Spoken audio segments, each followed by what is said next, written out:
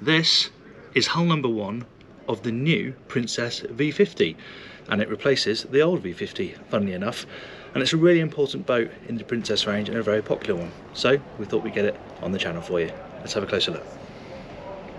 Length overall, she's just under 51 feet long, she's 13 feet wide, and it's IPS only, this boat, either IPS 600 or IPS 650, and that means either 440 or 480 horsepower. The 480 horsepower one will do just over 30 knots and has a range of around 250 nautical miles at cruising speed. So at the back here you have a high-low bathing platform. This is where you launch your tender from. Tender would sit here on chocks and then it glides down into the water so you can launch and recover it. There's a bit of storage under here. This is hull number 1. There are still some changes to make, so the gas ram isn't quite fully opening, but you can see that is a pretty useful storage bin right here at the back of the boat. And what's really different about this V50 and the old V50 is that you now have access up both sides of the transom. It's slightly narrower on the port side, but you can walk up this side into the cockpit and straight onto the side deck. On the old boat, if I come up the starboard side, the seating was pushed right across to port and fully connected. So you couldn't get up to the side deck from the cockpit unless you climbed over the seats. Now there's this walk through here so you can get through, but you can also fill this in. There's a little drop-in section with a backrest, so you can have a complete wrap of seating if you prefer. Just adds to the functionality of this area. And you've probably noticed you've got the second station for the joystick here, so you've got full joystick control of the engines, you've got the bow thruster joystick as well, you've got anchor control from here, and this is the on-off switches for the engines themselves. I like this spot here. I really like these little rear facing seats. They're a great place to sit when the boat's going along, the wake streaming out behind you. But because this coaming comes all the way back, it's really well protected, so you can tuck yourself in there and get away from the breeze. And of course it's sociable as well because it faces into the table. Incidentally, the table is on high-low legs. They're manual, so you just pop those clips, drops down, there's an infill cushion, then you've got a sun pad back here. And the other thing to mention is, as you can see, you can zip in full covers here, and then you have a canopy that connects down to these poppers, so you can enclose this entire area. So even when the weather's not so good or it's a bit cold, you can extend the main deck living space and use this area still. This is an option, the wet bar. As standard you don't have that, but it's quite a nice feature because it does include a sink and a grill, so you can cook out here without having to rely on the galley which is downstairs. You've got a bit of storage here, and the same on the right hand side. So I think we'll stay up on the main deck. I should point out that these are actually moulded out here for some winches, so if you're berthing in the med stern too, it means you've got some winches there so you can tighten the lines really easily. This is a UK spec boat, so it doesn't really need them.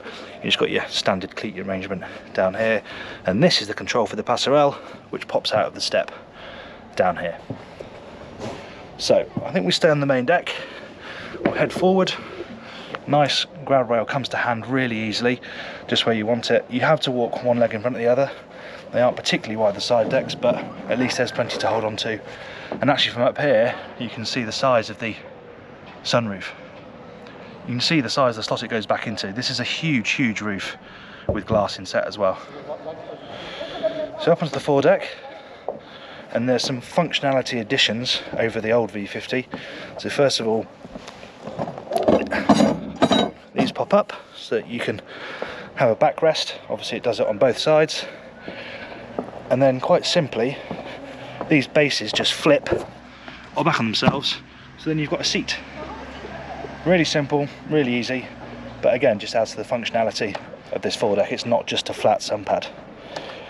This is obviously the hatch down into the VIP cabin, extra natural light, and also your escape hatch. And then you have your anchor winch, and you can see you've got dedicated storage space for the fenders. If we move back down the port side, this is something that would have been a bit more difficult in the old V50 because you'd be clambering over the seating. But on this one I can just step through this gap and I'm back in the cockpit. Into the saloon, 3-part sliding doors. So they slide again, so they're fully open. I should point out there is an open version of this boat. So this is the deck saloon. There's an open version with no doors, a canvas sunroof, and a more open cockpit. So that's a sort of outdoor living boat, really focused on the Mediterranean and warmer climes. This is a great year-round option for Northern Europe. We'll move into the saloon. Oh, where the heating is on, lovely. Close that up. And this is the benefit of the deck saloon version. On the main deck you have this lovely, warm, inviting, fully enclosed and protected deck saloon, but you still have your cockpit out there for when the weather isn't as cold as it is today. Again, high-low table here. This actually splits apart and there's an infill, so that you can make the table a little bit wider if you're using it for dining or playing a board game, for example. And it does go up and down as well. This side here, this is storage, and this is where the television pops up as well.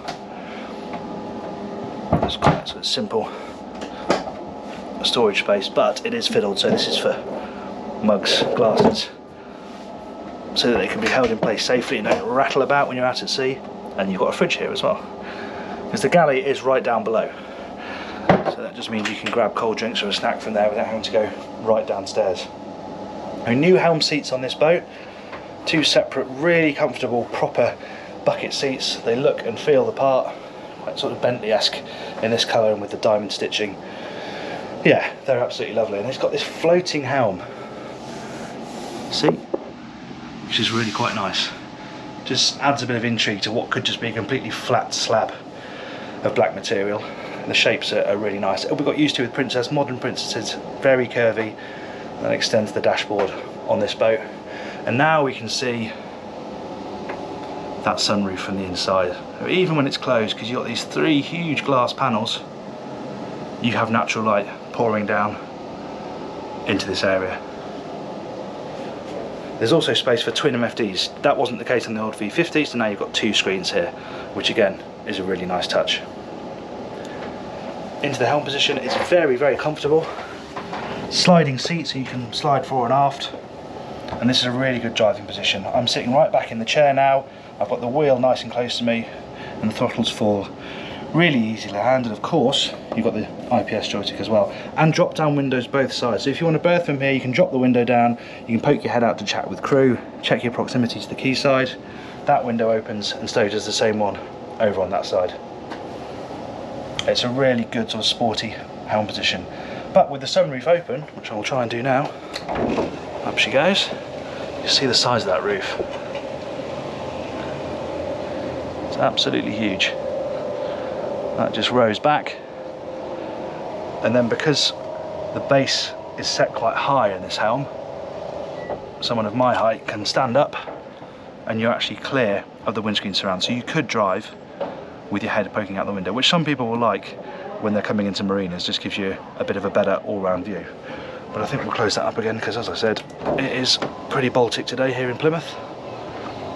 And this really is the true beauty of this style of boat. Within seconds, we're fully weatherproof and getting the full effect of that heating system. Done, like that. Onwards and downstairs. Now this is really nice. The way that this is completely open to the windscreen makes it really inviting. Loads of natural light pours down, and you have what feels like a bit of a floating staircase. It's not boxed in, it's central, it's open. You've got handholds on both sides, so it's easy to help yourself down. And you just see, because this dashboard's been cut away, natural light pulled down, and from the roof as well. And notice you've got red lights overhead, so at night you just turn anything else off, you have your red lights, and then you don't ruin your night vision if you're navigating in the dark.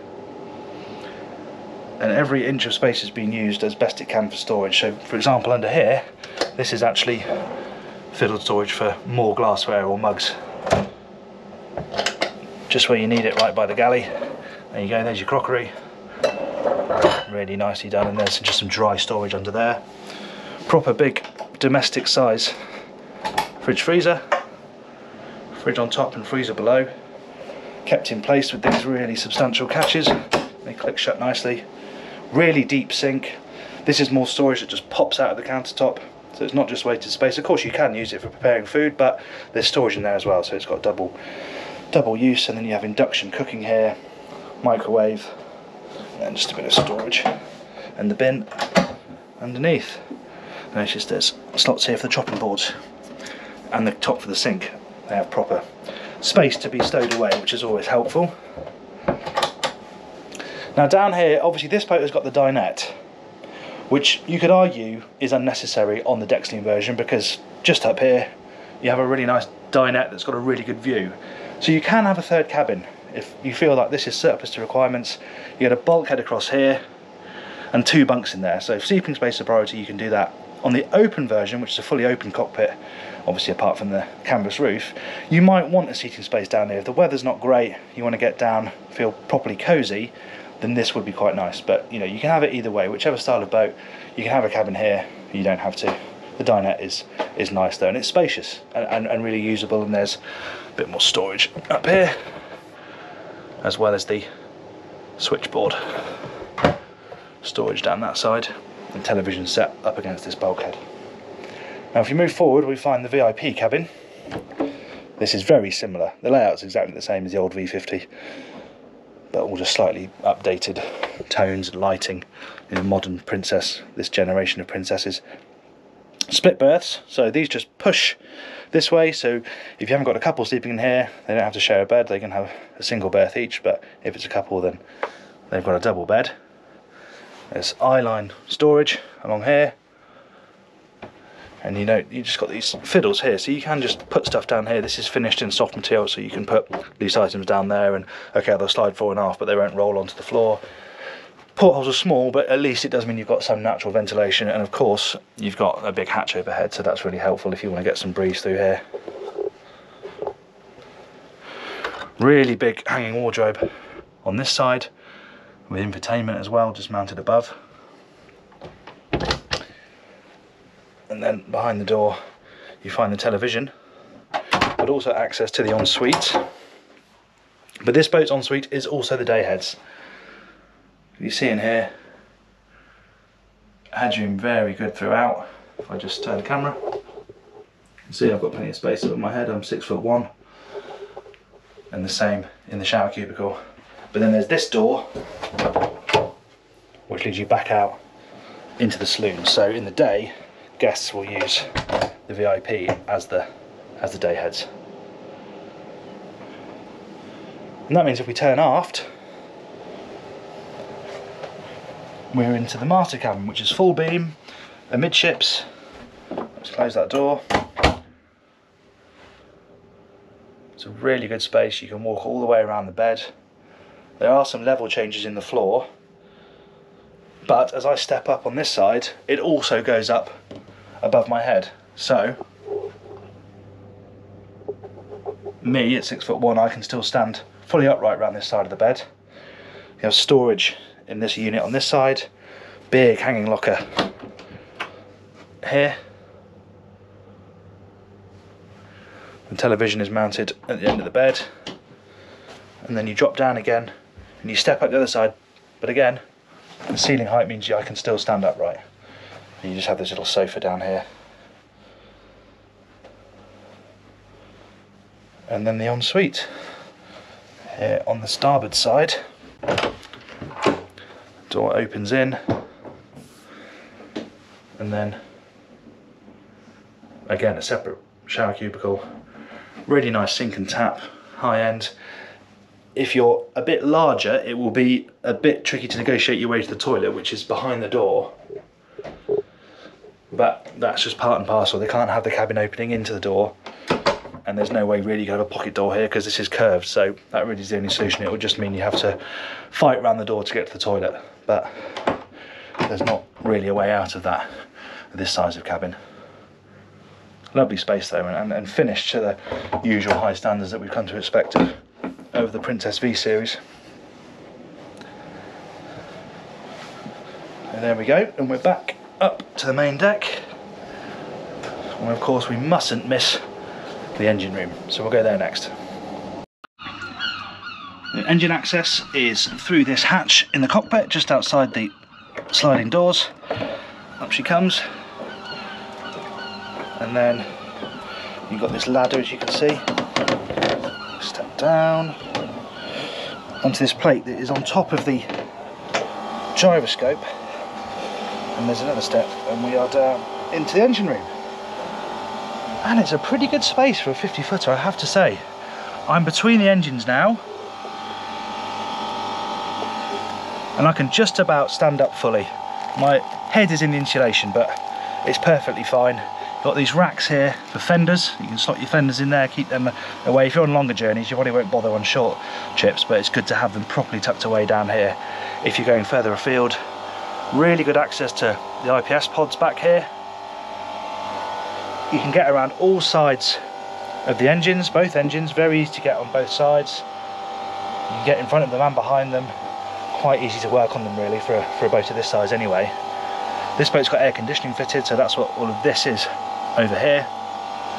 Fuel tanks both sides. You've got clear bowls as well, so you can inspect the fuel by eye, check that there's no sediment in there, that it's clean enough. You can just check with your eye. You've also got freshwater wash down in here, so if there's a spillage in the bilge, you don't have to run a hose down here, you can just run it down here off the freshwater tank. This is the quick gyro. You can have a Seakeeper if you prefer, but this boat's got the quick, and it's a nice compact unit. You know, slots in really well, nicely under there, under the steps. And then this is actually the infill for the seating in the cockpit. You can see that's the backrest, that's the base. There's a cushion that goes on there, and this is the cushion for the sun pad in the cockpit as well if you drop the table down. And this here is the generator. But all really easy to get to, really well lit down here. Everything's nicely labelled. You can get to most things really easily. It's a very impressive installation. So there you have it, that's the Princess V50. I do hope you enjoyed the tour. If you did, please give it a like, it really helps us out. And do subscribe to the channel and make sure you hit the bell icon so you're notified every time we upload a new video.